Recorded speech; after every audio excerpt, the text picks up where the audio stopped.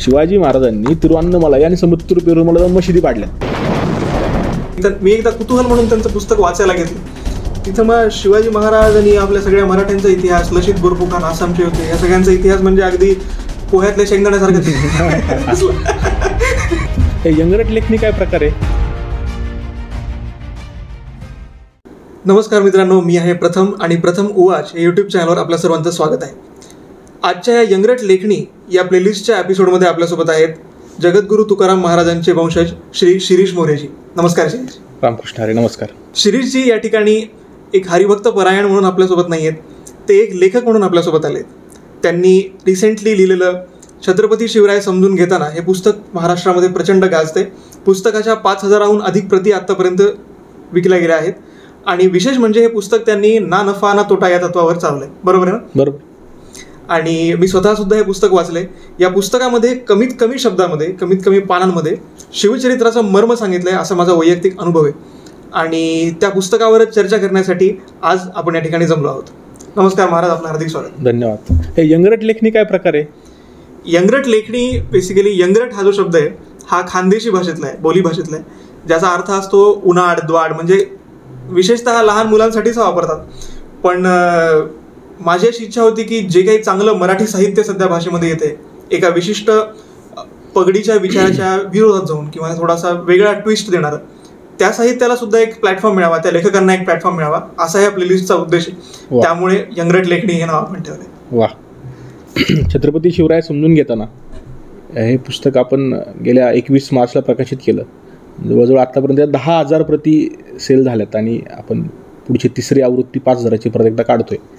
एकंदर या पुस्तकामध्ये छत्रपती शिवरायांच्या चरित्राच्या अंतरंगाचा आपण विचार केला. बाह्यरंग आपल्या सगळ्यांना माहिती आहे. शिवाजी महाराज कधी जन्माला आले, शिवाजी महाराजांनी आयुष्यभर काय काय केलं, अफजल खानाचा वध असेल, शाहिस्तेखानाची बोटं असतील, आग्र्यामधून माघारी येणं असेल, शिवराज्याभिषेक असेल, दक्षिण दिग्विजयाची मोहीम असेल, छत्रपती शिवरायांचा मृत्यू असेल, हे सगळे प्रसंग आपल्याला माहिती आहेत, सगळ्या घटना आपल्याला माहिती आहेत, आपल्या त्याच्या तारीख तपशील सगळं आपल्या लक्षात राहतं. पण हे सगळे करत असताना छत्रपती शिवरायांनी हिंदवी स्वराज्याचा ध्यास का बरं घेतला, ते घेण्याची आवश्यकता का होती, एकंदर तत्कालीन सामाजिक परिस्थिती काय होती, या सगळ्याचं विवेचन करताना छत्रपती शिवरायांचा विचार काय असेल हिंदवी स्वराज्य निर्मितीचा, तो विचार आपण या पुस्तकाच्या माध्यमातून 104 पानांमधून मांडला आहे.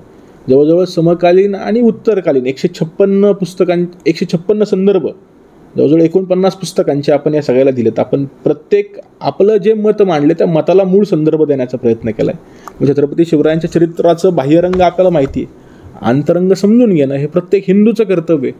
म्हणून आपण पुस्तक वाचावं. पुस्तकाची किंमत नाममात्र फक्त आणि फक्त 50 रुपये ठेवलेली आहे. मुलुखगिरी प्रकाशनच्या पेजवरून आपण ते मागवू शकतो आणि त्या पुस्तकाचा 1ही रुपया मी स्वतः व्यक्तिगत अथवा प्रकाशक घेणार नाही. येणारं सगळं जे उत्पन्न पुस्तकातून येईल ते सगळं उत्पन्न हे आपल्या विचारांचे जे सत्य इतिहास समाजापुढं मांडतात, छत्रपती शिवरायांच्या चरित्राचा जागर करतात, धर्मवीर छत्रपती संभाजी महाराजांच्या चरित्राचा जागर करतात, अशा सगळ्यांना काही ना काही प्लॅटफॉर्म लेखन साहित्यामध्ये उपलब्ध व्हावा म्हणून तो आपण पैसा खर्च करणार आहे. त्यामुळे तुमचा एक पुस्तक खरेदी करणं हे आपल्या विचाराचा एक लेखक वाढवणं असू शकतं. त्यामुळे नक्की खरेदी करा. खरं म्हणजे महाराज, तुम्ही आत्ता जे काही बोललात ते खूप छान होतं. पण महाराष्ट्रामधला एक मोठा वर्ग आता या पातळीवर येऊन पोहोचलाय की त्यांना इतिहासाविषयीच बोरिंग वाटायला लागलाय. म्हणजे जेव्हा आपण इतिहासाचा विषय काढतो तेव्हा ते इतिहास शिकलेले नसतात, ते हिस्ट्री शिकलेले असतात, पहिली गोष्ट. आणि दुसरी गोष्ट ही की मग व्हाय हिस्ट्री हा प्रश्न येतो की इतिहास नेमका कशासाठी शिकायचा आहे, इथून सुरुवात आहे. तर मला सुद्धा असं वाटतं की आपण सुद्धा ह्या बेसिक गोष्टींना, जे फंडामेंटल गोष्टी आहेत त्यांना एकदा ॲड्रेस केलं पाहिजे. तुम्हाला काय वाटतं की इतिहासाची समाजाला आवश्यकता काय आहे? मुळात इतिहास हा गुणांसाठी कधीच नसतो. इतिहास हा राष्ट्र उद्धारासाठी. तर जो राष्ट्र आपला इतिहास विसरतं ते इतिहास जमा झाल्याशिवाय राहत नाही, असं मी नेहमी म्हणतो. कारण राष्ट्राचा जो आत्मा आहे, तो राष्ट्राचा आत्मा जर काय असेल तर तो इतिहास आहे, त्याची परंपरा आहे, त्याची संस्कृती आहे आणि त्या सगळ्याची माहिती आपल्या इतिहासामधून होत असते. त्यामुळं आपला इतिहास आपल्या भविष्याचा वेध घेणार आहे. आपल्या पूर्वजांनी, आपल्या राष्ट्राने अगोदरच्या काळामध्ये काय केलं, कसा आपला भारत घडला असेल, कशी आपली परंपरा निर्माण झाली असेल, ते सगळ्या इतिहासाविषयी कुतूहल जर असेल तर त्यातून त्या परंपरांविषयीचा अभिमान निर्माण होतो. जगद्गुरू तुकोबाराय म्हणतात, ही माझी मिरासी ठाव तुझे पायापाशी, याचा धरीनं अभिमान करीना आपुले जतन. म्हणजे काय, भगवंता ही माझी मिराजदारी आहे, काय तुझ्या चरणांशी आम्ही असणं ही आमची मिराजदारी. आम्ही त्याचं जतन करू. जी आमची वाडवडिलांची जी पुण्याई आहे, जी परंपरा आहे, त्याचं आम्ही जतन करून त्याचा अभिमान बाळगू. म्हणजे आपली आयडेंटिटी एक प्रकारे डिफाईन होती की आपण आपल्या पूर्वजांनी काय बरोबर. आपल्या पूर्वजांनी जे केले तेच तर आपल्या इतिहासामध्ये. बरोबर. दुर्दैवानं आपल्या इतिहासामध्ये शिक्षण व्यवस्थेचा दोष अजून एक असा आहे की आपला इतिहास अकबरच्या परिप्रेक्षेतून आम्हाला शिकवला. अकबर का राणा प्रताप निवडता येत नाही सुद्धा आम्हाला, औरंगजेब का संभाजी महाराज. त्यामुळे इतिहासाविषयीचा अभिमान आमच्या आजच्या पिढ्यांना नाही आहे. आमच्या आजच्या पिढ्यांना आमच्या महापराक्रमी पूर्वजांचा इतिहास माहिती नाही. त्यांनी विज्ञान क्षेत्रामध्ये, आरोग्य क्षेत्रामध्ये, साहित्य क्षेत्रामध्ये, शिल्प क्षेत्रामध्ये केलेलं काम माहिती नाही. त्यामुळं इतिहास विसरला जातोय आणि जर इतिहास विसरला गेला ते राष्ट्र उभं राहणार नाही. बरोबर. माझे अनेक CBSE पॅटर्नमध्ये शिकलेले जे ते तशा टाईपचा इतिहास वाचतात ते मित्र म्हणायचे यार हिस्ट्री बहुत बोरिंग होत आहे. मी एकदा कुतूहल म्हणून त्यांचं पुस्तक वाचायला घेतलं. तिथं मग शिवाजी महाराज आणि आपल्या सगळ्या मराठ्यांचा इतिहास, लचित बोरफुकन, आसामचे युद्ध, या सगळ्यांचा इतिहास म्हणजे अगदी पोह्यातल्या शेंगदाण्यासारखं. म्हटलं यार मग तुला कशी मजा येईल इतिहास वाचायला. जे तुम्ही आता बोललात की जे राष्ट्र इतिहास विसरतं ते इतिहास जमा झाल्याशिवाय राहत नाही. मग त्यामुळे ही गोष्ट सुद्धा लक्षात घेणं गरजेचं आहे की इतिहास आपल्याला फक्त एक टाइमपास म्हणून नाही शिकायचा आहे. आपल्याला त्यातून वर्तमानाची शिकवण मिळाली पाहिजे आणि भविष्यात काय करायचं याची प्रेरणा पण मिळाली पाहिजे. तर हिस्ट्री रिपीट इटसेल्फ. इतिहास परत परत परत परत घडत असतो. त्यामुळं जर आपण इतिहासाचं आकलन नाही केलं तर आपण भविष्यकाळ जोखू शकत नाही. त्यामुळं इतिहास हा एका अर्थाने बोरिंग नाही तर रंजक विषय जर तुम्ही आपला इतिहास अभ्यासला तर. अगदी बरोबर, अगदी बरोबर. आणि तो शिक्षण व्यवस्थेमधून आला पाहिजे असा प्रयत्न आपण सुद्धा केला पाहिजे. नक्कीच नक्कीच. पण शिक्षण व्यवस्थेमधला प्रयत्न सुरू असेल त्यामध्ये थोडीफार प्रगती होते सुद्धा आहे की पदव्युत्तर अभ्यासक्रम बदलतोय. आशा करूया की लवकरच शालेय पण बदलेल. पण त्याही व्यतिरिक्त तुमच्यासारखे लेखक समाजामध्ये आहेत आणि ते अशा शॉर्टमध्ये ह्या सगळ्या गोष्टी पोहोचवायचा प्रयत्न करतात. ही चांगली गोष्ट आहे हिंदू समाजासाठी. असो, पुढच्या प्रश्नाकडे वळूया की आता आपण हे तर पाहिलं की इतिहास का अभ्यासायचा आहे. पण जेव्हा आपण इतिहासाकडे पाहतो तेव्हा मला ती एक त्या हत्तीची गोष्ट आठवते. हत्ती असतो गावात आलेला आणि 4 आंधळे त्याच्याकडे जातात बघायला, हात लावून बघतात. जो सोंडेला हात लावतो तो म्हणतो अरे हत्ती खराट्यासारखा आहे, पायाला हात लावतो म्हणतो अरे हत्ती खांबासारखा आहे. तसं इतिहासाकडे पाहायचे भरपूर दृष्टिकोन असतात.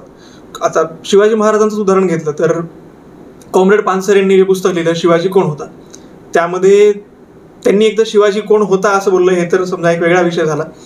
पण त्याशिवाय अशी गोष्ट आहे की त्यांची जी विचारधारा आहे त्या विचारधारेचा चष्मा लावून तो शिवाजी महाराजांकडे पाहत होता गोविंद पानसरे. तसंच असा आरोप ते पण करू शकतात की आपण एक चष्मा लावून पाहतोय वगैरे वगैरे. तर एका इतिहासाकडे पाहायचे अनेक दृष्टिकोन असू शकतात. मग त्यापैकी आपण कोणता दृष्टिकोन स्वीकारला पाहिजे? एक अराजकीय व्यक्ती म्हणून आपण कोणता दृष्टिकोन स्वीकारला पाहिजे? मी कायम एक वाक्य सांगतो. गोविंद पानसरेंनी जे शिवाजी कोण होता लिहिला हे शब्द चुकीचाच आहे. छत्रपती शिवरायांचा एकही उल्लेख करणं आपल्याला बाप जन्मात शक्य नाही आणि आपण करू पण नाही. कारण आपण घेतलेला श्वास सुद्धा छत्रपती शिवरायांची देणे. आपण आपल्या बापाला एकरी नावाने हाका मारू शकतो का? मग शिवरायांना का मारावी? त्यामुळे त्या पुस्तकाच्या नावातच गोंधळ आहे. मुळात मी कायम सांगतो, ज्या ज्या कागदावर छत्रपती शिवाजी महाराजांचं नाव लिहिलंय, मग तो काल लिहिलेला का असेना, प्रत्येक कागद वाचून काढा, प्रत्येक कागद. आणि ती सगळी कागदं वाचून झाल्यानंतर, तो सगळा इतिहास वाचून झाल्यानंतर मग मत बनवा की शिवाजी महाराज कसे आहेत. आता झालं असं की प्रत्येकजण आपल्या विचाराने इतिहास लिहितो. आज आपल्याला खरा इतिहास मांडावा का लागतो? तर हे पुस्तक 50 वर्षापूर्वी कुणाला कोणत्या इतिहास लेखकाला लिहावंसं वाटलं का? हे पुरावे अगोदर पण आहेत. शिवाजी महाराजांनी तिरुअन्नमलाई आणि समुद्र पेरुमला जाऊन मशिदी पाडल्यात आणि तिथं परत मंदिरांची पुनरुभारणी केली. हे 50 वर्षापूर्वी लोकांना माहिती होतं. शिवाजी महाराजांनी गोव्यामध्ये 4 पादऱ्यांची मुंडकी छाटल्यात का? तर पोर्तुगीज व्हायसरॉयला त्यांनी सल्ला दिला की धर्मांतरण करून घे गोव्यातल्या हिंदूंचं म्हणून. तर हे सगळ्यांना माहिती आहे अगोदर. आज नव्यानं घडते असं नाहीये. पण हे मागं टाकून छत्रपती शिवरायांच्या चरित्राविषयी चुकीचे विमर्श प्रस्थापित केले गेले म्हणून खरा इतिहास मांडावा लागतोय. छत्रपती शिवरायांचं चरित्र खूप विशाल आहे. म्हणजे आपण जसं आपण 4 आंधळे होतं, 4 आंधळे आपण ते हत्तीसारखं छत्रपती शिवरायांचं चरित्र आहे की ज्याचा ठाव आपण शोधू शकत नाही. आकाशा इतकं उत्तुंग आणि समुद्र इतकं खोल चरित्र आहे. पण त्या चरित्रामध्ये जर चुकीचे विमर्श येत असतील तर हिंदू म्हणून आपल्या सगळ्यांचं कर्तव्य आहे की ते खोटे विमर्श खोडून टाकणं. शिरीष मोरे म्हणतो ना शिवाजी महाराज हिंदूपद पातशाही, नका मानू. अजून कोणीतरी म्हणते शिवाजी महाराज सर्व धर्म समभाववादी आहे, नका मानू. तुम्ही छत्रपती शिवरायांच्या प्रत्येक पुस्तक, प्रत्येक कागद वाचून काढा. समकालीन पुरावे वाचा आणि या सगळ्यानंतर तुमचं एक मत बनत स्वतःचं की अरे शिवाजी महाराज कसे आहेत तर असे म्हणजे एका मोठ्या व्यक्तीने महाराष्ट्रातले लिहिलं छत्रपती शिवाजी महाराजांचा खून झाला. कॉल रेकॉर्डिंग पण बाहेर आले. आमचे सातारचे आनंदराव जाधवांनी त्यांना फोन केला आणि विचारले की तुम्हाला शिवाजी महाराजांचा खून झाला आहे तुम्ही कोणत्या पुस्तकाचं वाचलं, त्याचा समकालीन पुरावा द्या.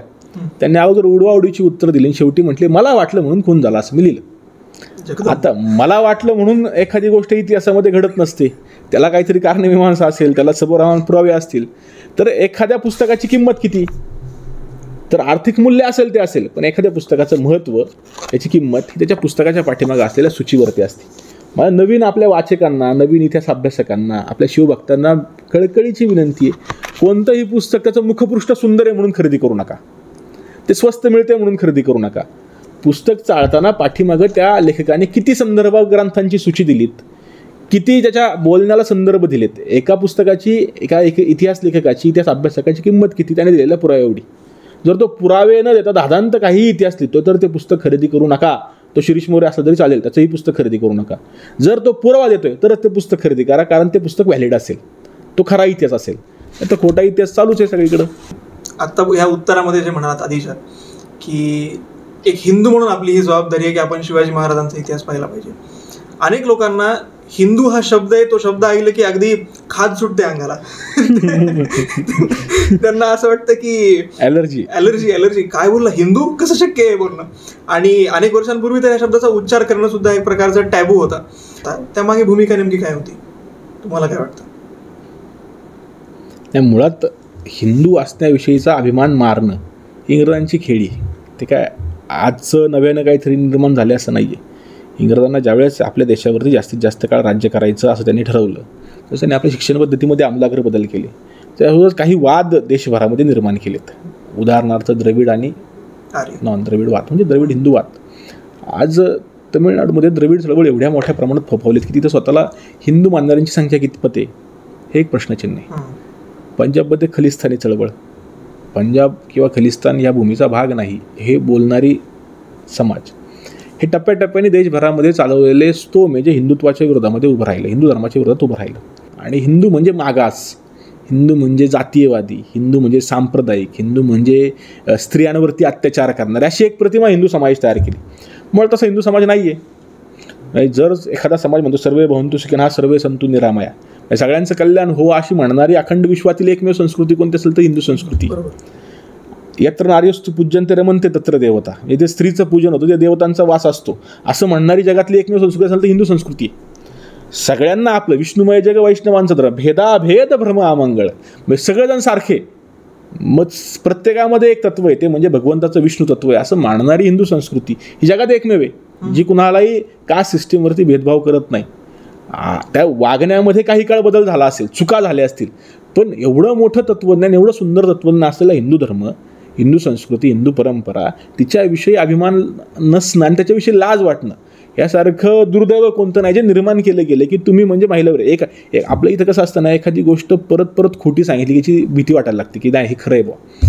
मी परवा काही व्हिडिओ पाहायचो शिवाजी महाराजांविषयीचे यूट्यूबला, एकाच माणसाचे पाहायचो. ते एका माणसाची हा व्हिडिओ पाहिली की वाटतं ह्यो म्हणतो तेच खरं आहे बाबा. ते समाजामध्ये असे नॅरेटिव्ह केले 100-150 वर्षात प्रस्थापित केले की तुम्ही म्हणजे नालायक, तुम्ही म्हणजे नीच, तुम्ही म्हणजे जातीयवादी, तुम्ही म्हणजे सांप्रदायिक, तुम्ही म्हणजे महिला विरोधी, तुम्ही म्हणजे जातीयवादी, तुम्ही म्हणजे दलितांवरती किंवा बहुजन समाजावरती अन्याय करणारेच आहात. ह्या सगळ्यामधनं एक स्वतःविषयीची एक प्रतिमा तयार झाली हिंदू समाजाची काय म्हणजे वाईट आहोत. आणि ते वाईट असल्याचं एक कॉम्प्लेक्स हिंदू समाजामध्ये की आम्ही तर खूप नीच आहे, आम्ही तर खूप वाईट आहे. मूळ तसं आहे का हे तपासलं पाहिजे. तो प्लांट केला गेला एक इन्फेरियरिटी कॉम्प्लेक्स हे प्रत्येक ठिकाणी आहे, प्रत्येक बाबतीमध्ये. नरेटिव्ह एवढ्या सुंदर बिल्ड केलेत ह्या माणसांनी की ते खोडण्यासाठी आपल्याला किती कष्ट करावं लागतील ते सांगता येत नाही. बरोबर. हे तर हिंदू आयडेंटिटी बद्दल झालं.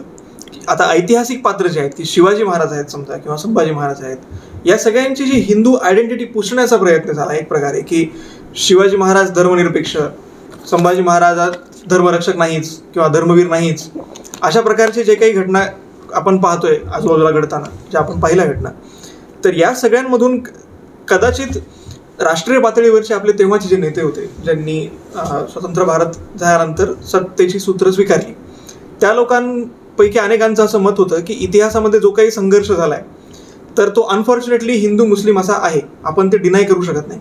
पण त्यांनी हे असं इल्युजन क्रिएट केलं की तो जर का आपण तसा नाही दाखवला तर कदाचित आजच्या काळातले हिंदू मुस्लिम समोपचाराने राहतील, अशी त्यांची भूमिका असू शकते. पण वास्तविकता त्याचा परिणाम असा झाला की त्यामुळे अजूनच गोष्टी बिघडल्या. आपण महाराष्ट्रामध्ये हे पण पाहतोय की औरंगजेबाच्या तसबिरी नाचवल्या जात आहेत. आणि तुम्ही जसं म्हणालात की लोकांना अजूनही कन्फ्युजन झालंय की औरंगजेब का संभाजी महाराज, औरंगजेब का शिवाजी महाराज.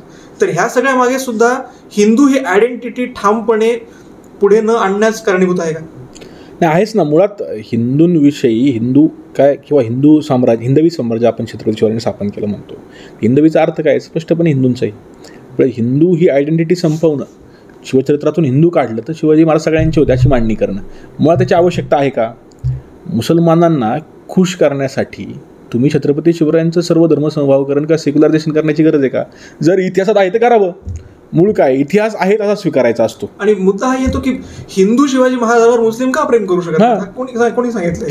जर तत्कालीन अखंड भारतवर्षामध्ये इस्लामिक राजवटी ह्या इस्लामिक नियमानुसार हिंदूंच्या कत्तली करत होत्या, हिंदूंची मंदिरं फोडत होत्या, हिंदूंच्या देवीदेवतांच्या तुकडे तुकडे करत होत्या, धातूच्या मूर्ती असतील तर त्या वितळून तोफा ओतण्यासाठी वापरत होत्या, हिंदू महिलांवरती अत्याचार बलात्कार करत होते, त्यांना बाजारावरती विक्रीसाठी उभं केलं जात होतं, तर हे सगळं कोणासोबत होत होतं? हिंदू महिलांवरती. झालेले अत्याचार हे धर्माच्या आधारावरती आहेत. मग छत्रपती शिवरायांचं राज्य हे राज्यविस्तारासाठी कसं आहे? मुळात त्या संकल्पना ह्या गुरुजवल्या गेल्यात की शिवाजी महाराजांचा धर्माचा काय संबंध नाही. मुळात छत्रपती शिवाजी महाराज जे मिर्झा राजाला पत्र लिहितात आणि जे संभाजी महाराज रामसिंगाला पत्र लिहितात त्यात हिंदुत्वाचा अभिमान आहे. स्पष्टपणे आम्ही हिंदू आहोत हे दोन्हीही पिता पुत्र मानतात आणि दोन्ही स्वतःहून सांगतात की हिंदूंचं राजवट स्थापन करणं हे आमचं ध्येय आहे. म्हणजे संभाजी महाराजांचं पत्र इतकं सुंदर येते रामसिंगाचं, आम्ही हिंदू सत्व शून्य झालो आहोत. म्हणजे त्या यवनाधिपतीला असं वाटतं की आम्ही हिंदू सत्व शून्य, आपला स्वाभिमान जागृत करून आपण दिल्लीवरती राज्य केलं पाहिजे. हिंदुत्वाचं रक्षण करण्याची शपथ स्वतः घेतात आणि रामसिंगाला पण संभाजी महाराज येते. मग त्यांचा धर्माचा संबंध असं कसं म्हणता येईल? अगदी म्हणजे ही गोष्ट मलाही म्हणजे ते पत्र वाचूनच मी दुसऱ्या अँगलने विचार करायला लागलो. मी स्वतः सुद्धा मला लहानपणापासून इतिहास वाचायची आवड होती, पण तुम्ही जे म्हणता ना खूप सुंदर प्रकारे नॅरेटिव्ह सांगितलेलं आहे, तर मग मी त्या नॅरेटिव्हचा शिकार झालो होतो कुठे ना कुठेतरी. मग रामसिंगाला संभाजी महाराजांनी पत्र पाठवलं, मी ते फक्त जस्ट पाहण्यासाठी घेतलं. योगायोगाने मला संस्कृत येत होतं, त्यामध्ये संभाजी महाराजांनी संस्कृतमध्ये लिहिले वयम हिंदू काहा. आता इथेच ते सगळं खोटं ठरायलंय. त्या दोन शब्दांमध्ये खेळखलास झाला. आता जे इतिहासामध्ये गोंधळ घालतात ना सगळे, त्यांनी जरी मूळ पत्र किंवा पुस्तकं जरी अभ्यासाला घेतली तरी सगळे गोंधळ शांत होऊन जातील. मुळात कुणाचंही लांगुल चालन करण्यासाठी इतिहास नाही. तुमच्या सरकारी पॉलिसी असू शकतात की नाही आम्हाला वाटतंय आमच्या मुसलमान बांधवांना खायला प्यायला मिळावं, त्यांची घरं नीट चालावी, तुम्ही हिंदूंना 1 रुपया मदत करताय त्यांना 2 रुपये केली, ठीक आहे, तुमची पॉलिसी येते, तुमचा प्रश्न येतो. पण इतिहासामध्ये आम्ही 1 रुपया, आम्ही 1 माणसं येतो, तुमची 2 माणसं होती, सांगायचं 8 तास कशाला पाहिजे? 57% मुसलमान, 90% मुसलमान. अबे तू बघायला गेलतो उभं राहिला तिकडे तलवार घेऊन मोजायला, हे 57, हे 33, हे 43 आहे, हे 90, हे 10 आहेत. म्हणजे ते घोडदळ प्रमुख काय बोलतात, घोडदळ प्रमुख मुसलमान, पायदळ प्रमुख मुसलमान, नौदल प्रमुख मुसलमान, गुरु मुसलमान, किल्ल्यांवरती मशिदी बांधल्या. अबे तू होता बांधायला? म्हणजे ह्याला काय, हेच नाही, लिमिटलेस आहे सगळं. आणि हे सगळ्यातून काय करायचं तर मुसलमानच्या विषयी काय मुसलमानांना जवळ आणायचं, शिवचरित्राच्या आणण्याविषयी काय वाद नाही. आणि जर का सत्य इतिहास सांगितला तर जसं की अब्दुल कलाम आहेत, कोणाला अब्दुल कलामाबद्दल काहीच कलुषित भावना नसतात, त्यांनी आपल्या देशासाठी खूप मोठं केलं. बरोबर आहे. प्रत्येक हिंदू अब्दुल कलामांचा एक मुस्लिम म्हणून सन्मान करतो, त्यांच्यावर प्रेम करतो. मग आजच्या मुस्लिमांना खुश करण्यासाठी तुम्ही जाणीवपूर्वक त्यांना शिवचरित्राला का करताय? शिवाजी महाराजांचं सेक्युलरायझेशन करून त्यांच्यावरती कोण प्रेम करणार असेल तर रामाच्या चरित्रात मुसलमानच नाही, रामावरती का सगळे प्रेम करत नाही? का राम मंदिराला विरोध होतो? का कृष्ण मंदिराची जागा रिकामी होत नाही? का शिव मंदिर बांधलं जात नाही? त्यांच्या चरित्रात तर मुसलमानच नाही, त्यांचा तुम्हालाच विरोध नाहीये. जर एखाद्या चरित्रामध्ये मुसलमान आले नाही, मुसलमान बांधवांना चांगलं वाटणार असं मला वाटतं, तुमचा तो गोड गैरसमज आहे. तुम्ही चरित्रातली नीतिमूल्य संपवताय. मूळ विचार करा, छत्रपती शिवाजी महाराजांचं राज्य म्हणजे महाराष्ट्रातील आदरणीय आमदारांचं वक्तव्य 2-3 वेळा खूप सुंदर की अफजल खान त्याच्या राज्यांच्या सीमा वाढवायला आलता. अर्थात तो सीमा वाढवायला आलता, शिवाजी महाराज काय करत होते? सीमांचं रक्षण करत होते. म्हणजे ही लढाई ही सीमा विस्ताराची आहे, सीमावादाची आहे, राज्य विस्ताराची आहे. त्याच्यात तळाशी मूल्य नाही आहेत जी आपण म्हणतो एकत्र, एका अर्थाने समता, बंधुता आणि स्वातंत्र्य, ही जी 3 मूल्य मूळ बेस सगळ्याचा असतो, तो बेसच नसेल तर ती राज्यक्रांतीला अर्थच नाही. ते एक बंड होईल.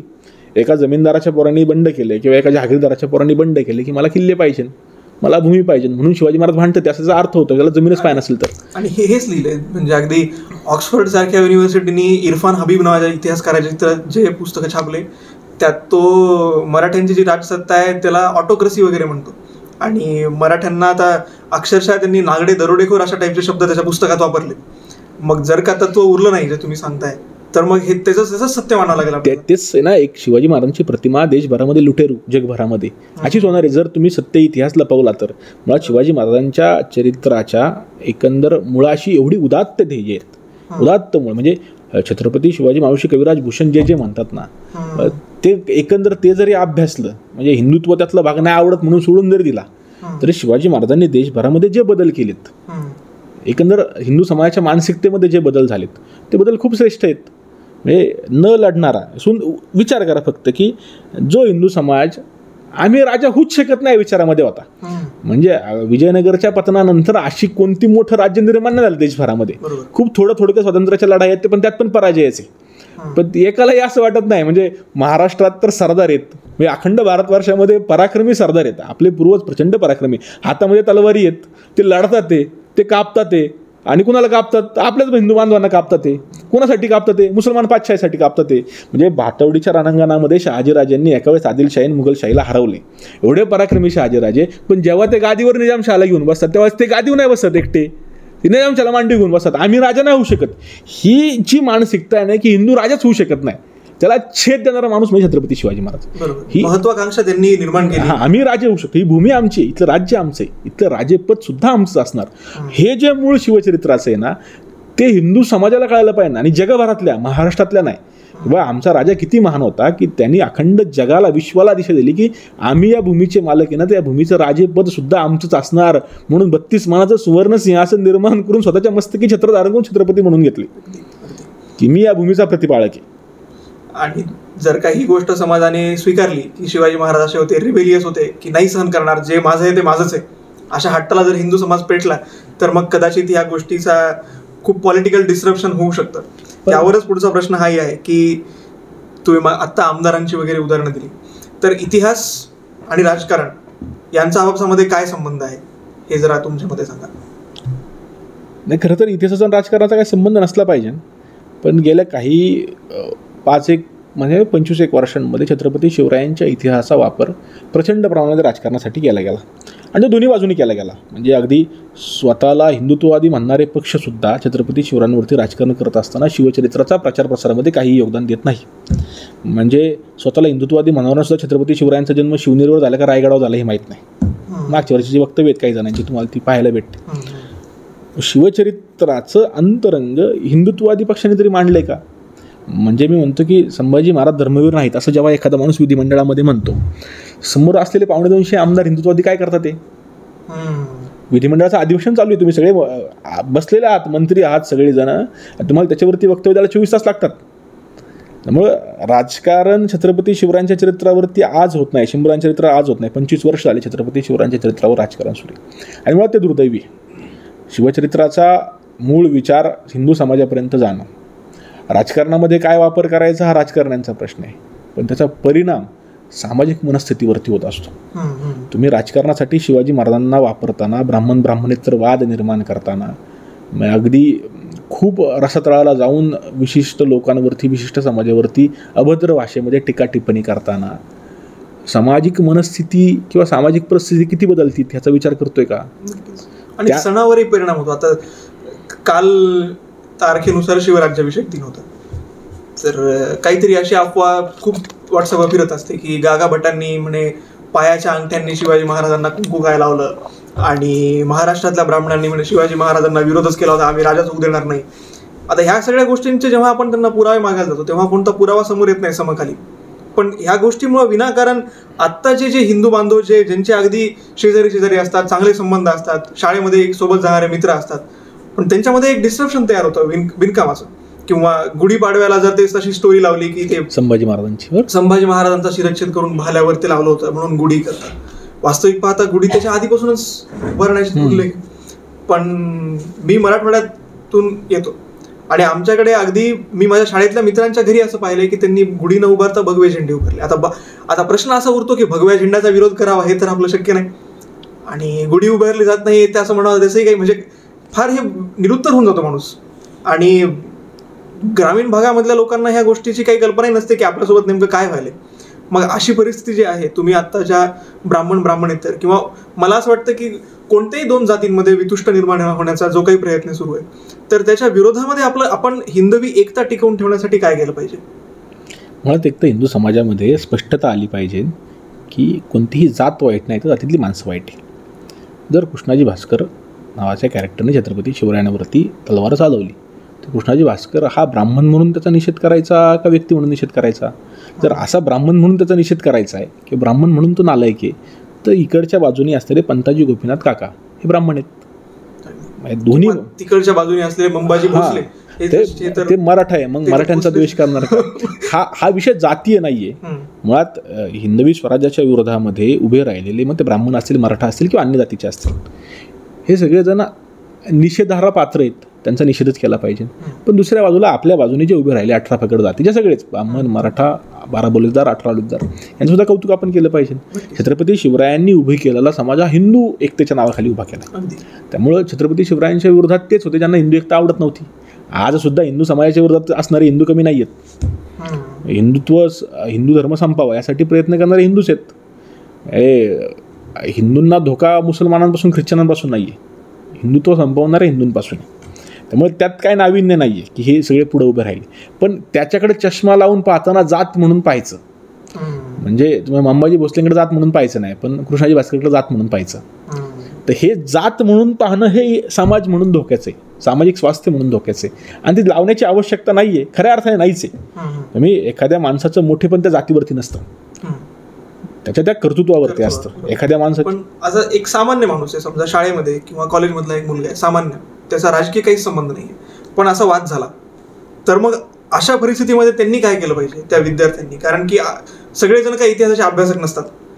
काहीतरी जे कानावर पडतं, सिरियलमध्ये पाहतो किंवा पुस्तकात थोडंफार जे लक्षात राहतं, पाठ केलं, त्या तेवढाच इतिहास माहिती असतो. मग तेव्हा जेव्हा जातीचं राजकारण इतिहासावर भारी पडतं तेव्हा काय केलं पाहिजे एका सामान्य माणसाने? म्हणजे माझं तर पहिलं मूळ म्हणणं आहे की आपण सगळ्यांनी शिवचरित्र वाचलं पाहिजे. छत्रपती शिवाजी महाराज जर आपण समजून घेतले तर आपल्या इथल्या सगळ्या समस्या संपल्याशिवाय राहणार नाही. सगळ्या बाजूने समजून घेतले पाहिजे. शिवाजी महाराजांचं व्यक्तित्व, त्याचं भावदर्शन, त्यांचा विचार, एकंदर त्यांच्या विचाराचं अंतरंग, नक्की त्यांना काय करायचं होतं, का करायचं होतं, कोणासाठी करायचं होतं, समजायला आपण का भांडतोय, काय नाही भांडतोय. आणि दुसरं या सगळ्यामध्ये मला असं वाटतं की तुम्ही जे करताय इंग्रट लेखणी किंवा आपल्यासारखे खूप सारे जण आहेत तुमच्यासारखे की जे सुंदर काहीतरी समाजासाठी करतात, या सगळ्यांचा रीच वाढला पाहिजे. तुम्ही स्वतः प्रयत्न करताय तुमचा रीच वाढवण्यासाठी, तेवढाच हिंदू समाजाने किंवा आपल्या कार्यकर्त्यांनी, तरुणांनी ह्या सगळ्याचा रीच वाढवण्यासाठी प्रयत्न केला पाहिजे.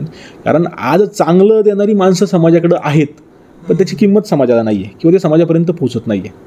म्हणजे ध्रुव राठीचा व्हिडिओ हा किती चुकीचा होता आपल्या सगळ्यांना माहिती आहे. अस्सल तद्दन फालतू पुराव्यांना घेऊन, ज्याला पुरावा पण म्हणता येत नाही इतिहासामध्ये, अशांना घेऊन त्यांनी एक 20-25 मिनिटाचा व्हिडिओ बनवून शिवाजी महाराजांच्या विषयीचा चुकीचा इतिहास मांडला, औरंगजेबाचा चुकीचा इतिहास, तो देशभराने स्वीकारला. कारण देशाला माहितीच नाही मांडणारं कोण आहे. कारण खरा इतिहास जात नाही म्हणून खोट्याचं पावते. म्हणजे जोपर्यंत खरंच चप्पल घालते तोपर्यंत खोटं गावभर फिरून आलेलं असते. आणि हे पण मी पाहिलं की ज्यांना खरा इतिहास माहिती आहे ते हे म्हणून त्याचेच व्हिडिओ प्रसारित करतात की बघा कसं खोटं बोलतोय. हे नाही करते की हा अरे खरं बोलणारे हे व्हिडिओ आहे, हे शेअर करण्यापेक्षा खोटं बोलतो. त्यात पुढे जाऊ आपण. त्यातला पहिला मुद्दा की ह्या सगळ्यांनी बोललं पाहिजे कुणी की जे तुम्ही चांगलं बोलणार आहेत अशांनी पोचून सांगितलं पाहिजे की काय खरं आहे काय खोटं आहे. कारण सोशल मीडियाचा प्रचंड प्रभाव समाजावरती, समाजमानावरती, तरुणांवरती. आजचा तरुण त्याच्या डिजिटल वेलबिंग बघितलं तर 7-8 तास मोबाईलवरती असतो. त्यामुळं तो मोबाईल वापरतो. त्याच्यापर्यंत जर योग्य गोष्टी गेल्या तर त्यातून काही ना काही साध्य होऊ शकतं. कधीपर्यंत आपण शिक्षण व्यवस्थेवरती आणि घरच्यांच्या संस्कारावरती अवलंबून राहणार आहे. तो सगळ्यात जास्त सहवासात कुणाचा असतो? शाळेत तो 4-5 तास असतो. आईबापासोबत तो झोपेच्या काळ सोडतो 2-3 तास असतो. सगळ्यात जास्त तो असतो या मोबाईलवर. त्यामुळे मोबाईलमधून त्याला काय देता येईल तर त्याला दर्जेदार कंटेंट आपण देणं हे आपलं कर्तव्य. हे हा एक भाग की काय केलं पाहिजे ना आपण या सगळ्यासाठी, तरुणांसाठी. आणि दुसरं काय तर तुम्ही जे म्हटलं की त्याला आपलीच माणसं असं करत होती, म्हणून माझं म्हणणं काय की तुम्ही तो सोडून द्या. तुम्ही तुमच्या इतिहासावर बोला ना. आम्ही छत्रपती शिवरायांच्या इतिहासावर स्पष्टपणे बोलणारे, सत्य इतिहास मांडणारे 10 वक्ते मला सांगा. आज महाराष्ट्रामध्ये छत्रपती शिवरायांचा स्पष्ट इतिहास मांडणारे 10 वक्ते नाहीत. हे दुर्दैव आहे. खोटा मांडणारे आणि बिदाकी 50-50 हजाराचे घेणारे हजारो सापडतील. नाही, शिवाजी महाराजांनी हिंदू धर्मरक्षणाचं कार्य केलं असं ऑन स्टेज माईकवरती बोलणारे 10 माणसं मला सांगा. निघत नाही यादी. मी प्रत्येकाला म्हणतो करा यादी करायला चालू करा. आम्ही घाबरतो म्हणजे आमच्याकडे सत्य आहे, आमच्याकडे खरं आहे, तरी आम्ही घाबरतो की आम्हाला कोणतरी वाईट बोलल, नाही मला ट्रोल करतील रे, नाही मला जरा बिदागी भेटणार नाही, मला मानधन भेटणार नाही, मला तो आहे ना तो मला वाईट म्हणाल. अबे तुला कोण वाईट म्हणाल, तुला पैसा भेटणार नाही म्हणून आपल्या बापाचा इतिहास आपण बदललेला पाहणार आहे का? जर आज बोललं नाही तर बोलणार कधी? माझं म्हणणं आहे की या सगळ्या मुलांनी ज्यांना बोलता येतंय, सोशल मीडियात बोलता येते सोशल मीडियात बोला, भाषण करता येते भाषण करा, लिहिता येते लिहा, पण ज्या माध्यमातून व्यक्त होता येईल त्या माध्यमातून खरा इतिहास जर पोचवला नाही तर ध्रुव राठीसारख्या हरामखोरांचं फावलं येतं, त्यांचं फावल्याशिवाय राहणार. त्यांचं जर फाऊ द्यायचं नसेल तर तुम्हाला बोलावं लागेल. मुख्याची भूमिका घेऊन जमणार नाही, चालणारच नाही. हे मुख्य माझाचे झालेत आपले लोक. तुम्हाला म्हणायचं ते म्हणा, आम्ही सहन करू. तू बोलल्याने काय फरक पडतो बा? म्हणजे एवढं झोपेत येत की त्यांना वाटतं अरे हा बोलला नाही, खोटं आहे, एवढं काय लोक विश्वास ठेवतात? हजारो लाखो व्ह्यूज जर त्याच्या व्हिडिओला जात असतील आणि ते आपलीच माणसं परत शेअर करत असतील तर दुर्दैव आहे ना की आपण त्याच्या विरोधात काय करू शकत नाही. बरोबर. आता हा विषय जो आपण आता घेतला की जातीयवाद वगैरे, याचा अजून एक तोटा असाही होतो की शिवचरित्राचे असे अनेक पैलू आहेत जे या गोष्टीतून दुर्लक्षित होतात. म्हणजे अनफॉर्च्युनेटली असं झालंय काही वक्त्यांमुळे, ज्यांचा तुम्ही आता उल्लेख केला की शिवाजी महाराज म्हणलं की फक्त तेच येतं, ते कृष्णाजी भास्कर मुंबाजी भोसले किंवा ते राज्याभिषेकाचा प्रसंग आणि तो गागा भट, तेच दळण दळलं जातं. पण त्याच्या व्यतिरिक्तही मला तुमच्या पुस्तकामध्ये ही गोष्ट आढळली की तुम्ही सार्वभौम चिन्ह जो आहे, म्हणजे जे सार्वभौम चिन्ह शिवचरित्रामध्ये होते की शिवाजी महाराजांनी ते जाणीवपूर्वक घडवून घेतले, तर ते मला खूपच जास्त फॅसिनेटिंग वाटले. त्याच्याबद्दल तुम्ही एकदा नक्कीच थोडं विवेचन करा की ते काय आहे सार्वभौम चिन्ह, ज्यावर फारसा प्रकाश टाकला जात नाही. मुळात छत्रपती शिवरायांनीच्या पूर्वी जे मुघल राजवटी होते त्याच्या सार्वभौमाची 3 लक्षणं आहे. मूळ 3 लक्षणं काय आहेत? तर पहिलं म्हणजे ज्या वेळेस मुघल बादशाह गादीवरती बसायचा तेव्हा त्याच्या नावाने देशभर खुतबा पाडला जायचा की ह्यो आमचा बादशाह आहे म्हणून, हा सार्वभौम हिंदुस्थानचा राजा आहे. दुसरं काय होतं तर त्याच्या नावाने सोन्याची नाणी पाडली जायची. आणि तिसरं काय होतं तर त्याच्या नावाने नवीन वर्ष, म्हणजे त्याला जुलूस म्हटला जातो, ज्या दिवशी गादीवर बसायचा त्या दिवसापासून नवीन वर्ष जुलूस नावाने सुरू केलं जायचं. छत्रपती शिवाजी महाराजांनी विचार करताना सार्वभौमत्वाचा किती विचार केला की माझं राज्य आहे बा, माझं राज्य आहे, मी राजा आहे, तर मग माझ्या राज्याचं वेगळेपण, मी ह्या मुघलांचा मांडलिक नाही आहे, तर माझं राज्य हे स्वतंत्र राज्य आहे, त्याची काय सार्वभौमत्वाची प्रतीका असतील? सगळ्यात पहिले काय केलं शिवाजी महाराजांनी तर 32 मानाचं सुवर्ण सिंहासन निर्माण करून त्याच्यावरती छत्र धारण केले, त्या सिंहासनावर आरूढ होऊन स्वतःला छत्रपती म्हणून घेतलं. हे त्या खुतब्याला टॅकल करायला केलं की तुमच्या नावाने खुतबा पडला जातो ना, हे माझं छत्र आहे, ही माझी गादी, याच्यावरती मी धारण बसलोय आणि आता हे माझं राज्य आहे आणि मी या राज्याचा राजा आहे. हे एक. दुसरं काय तर जसा मुघल बादशाह स्वतःच्या नावाने सोन्याची नाणी फाडायचा, शिवाजी महाराजांनी स्वतःच्या नावाने होण पाडलंय, श्री राजा शिवछत्रपती असं त्याच्यावरती लिहिलेले. आणि तिसरं महत्त्वाचं कोणतं असेल तर जसा मुघल बादशाह त्याच्या नावाने जुलूस सुरू करायचा, छत्रपती शिवरायांनी अगदी त्याच प्रकारे काय सुरू केलंय तर शिवराज्याभिषेक शक, स्वस्ती श्री शिवराज्याभिषेक शक सुरू केलं आणि माझी राजवट ही माझ्याच कालगणनेने चालेल असा आग्रह धरलाय. आता ही सार्वभौमत्वाची प्रतीक आहे छत्रपती शिवरायांची की मी तुमचा नाही आहे बाबा, माझं राज्य हे स्वतंत्र राज्य आहे आणि ते हिंदूंच्या उत्कर्षासाठी, आणि त्याची प्रतीका छत्रपती शिवरायांच्या राजसिंहासनामध्ये सुद्धा आहे. अगदी आणि ती आतापर्यंत दिसतात. म्हणजे मी जेव्हा शाहू पॅलेसला भेट दिली होती कोल्हापूरच्या, तेव्हा तिथला जो एम्ब्लेम जो असतो त्यावर हिंदू पदपादशाह ही लिहिलेलं होतं. तर मग जर का हिज हायनेस म्हणजे इंग्रजांच्या काळात तयार करण्यात आलेलं चिन्ह होतं ते, आणि ते 20व्या शतकातलं असावं, तर 20व्या शतकात जर का हे उल्लेख एवढे स्पष्टपणे दिसत आहेत तेव्हा तर साहजिकच ते काही इंग्रजाचं पत्र आहे ना, तो शिवाजी महाराजांचा उल्लेख मला ते हेनरी ऑक्झिंडन वाटतं, रेव्हिंग्टन का ऑक्झिंडन पाहावं लागेल ते. तर तो काय म्हणतोय छत्रपती हिंदू सेनाधिपती, जनरल ऑफ हिंदू फोर्सेस म्हणतो. तर सगळ्यांमध्ये स्पष्टता आहे की शिवाजी महाराज कोणाचे आहेत, हिंदूंचं राज्य स्थापन करणार आहे. आपल्या नतद्रष्ट हिंदूंमध्ये, हिंदूंच्या मनामध्ये कॉम्प्लेक्स की शिवाजी महाराज आमचे होते का नव्हते, बाकी सगळ्यांना माहिती आहे शिवाजी महाराज हिंदूंचे, आणि ते नॅरेटिव्ह वेगळंच पसरवलं जातं. महाराज तुम्हाला सांगू का, आता मी मागे एका खूप प्रसिद्ध इतिहासकार म्हणतात स्वतःला, त्यांची मुलाखत ऐकली, ते म्हणत होते की हिंदू हा धर्मच लेटेस्ट आहे, म्हणजे पूर्वी हा कुठला धर्मच नव्हता एक्झिस्ट करत. तुम्ही मला एक पुरावा दाखवा म्हणाले की शिवाजी महाराज संभाजी महाराज यांच्या पत्रांमध्ये वगैरे कुठं हिंदू हा शब्दच नाही आला. मी ते वयम हिंदू का आठवतोय म्हटलं बापरे बाप. आता हे ज्या लोकांना ह्या गोष्टीची आयडिया नसते ते ह्या प्रकरणामध्ये फसतात. पण तुम्ही हा फार योग्य मुद्दा मांडला की ज्या प्रकारे विषारी विचारधारा छोट्या छोट्या पुस्तकांच्या माध्यमातून पसरली आहे, मी त्यावर हाच विचार करायचो की यावर पर्याय काय. तर तुम्ही हे जे पुस्तक मांडले ते छोटे आहे, कमीत कमी पानांमध्ये तुम्ही हा मुद्दा मांडलाय. कारण मोस्टली काय होतं की जे संदर्भसहित पुस्तकं असतात ते असतात एवढे, आणि त्यांची साईज पाहूनच असं नको वाचायला, लोक म्हणतात त्या चित्र किती आहेत वगैरे वगैरे, म्हणजे काहीच नाही सेम फॉन्ट. मग ते जरा स्केप्टिकल होतात ते वाचण्यासाठी. पण तुमचं हे जे पुस्तक छोटं आहे, मला ही वैशिष्ट्य वाटलं की कमी शब्दामध्ये, कमी किमतीमध्ये आणि एकदम टू द पॉईंट प्रिसाईज मुद्दा मांडलाय. सगळ्या महापुरुषांचे यामध्ये विचार घेतलेत, अगदी बाबासाहेब आंबेडकर, शाहू महाराज, त्यानंतर ज्योतिराव फुले, स्वातंत्र्यवीर सावरकर, अगदी कविराज भूषणापासून आत्ताच्या रिसेंट आपल्या हिरोजपर्यंत प्रत्येकाच्या त्याच्यामध्ये शिवचरित्रावरचं काय म्हणणं आहे हे तुम्ही सांगितले. तर मला असं वाटतं की प्रत्येकजण ज्याला शिवचरित्राबद्दल क्युरिओसिटी आहे, इतिहासाबद्दल क्युरिओसिटी आहे आणि may be first time reader आहे किंवा फार वाचनाला जस्ट सुरुवात करायची आहे, वाचायची इच्छा आहे पण आत्तापर्यंत होऊ शकलं नाही आहे, त्या प्रत्येकाने शिवराय समजून घेताना हे पुस्तक नक्की वाचलं पाहिजे. आणि त्याची तिसरी आवृत्ती येते, तसं महाराजांनी सांगितलं की 10,000 आवृत्ती टोटल संपलेल्या आहेत, 10,000 प्रती टोटल विक्री झालेल्या आहेत. तर महाराज तुम्हाला या पुस्तकासाठी खूप खूप शुभेच्छा. धन्यवाद. आणि तुम्ही वेळ दिला ह्या पॉडकास्टसाठी, त्यासाठी पण खूप खूप तुमचा आभारी आहे. धन्यवाद. रामकृष्ण.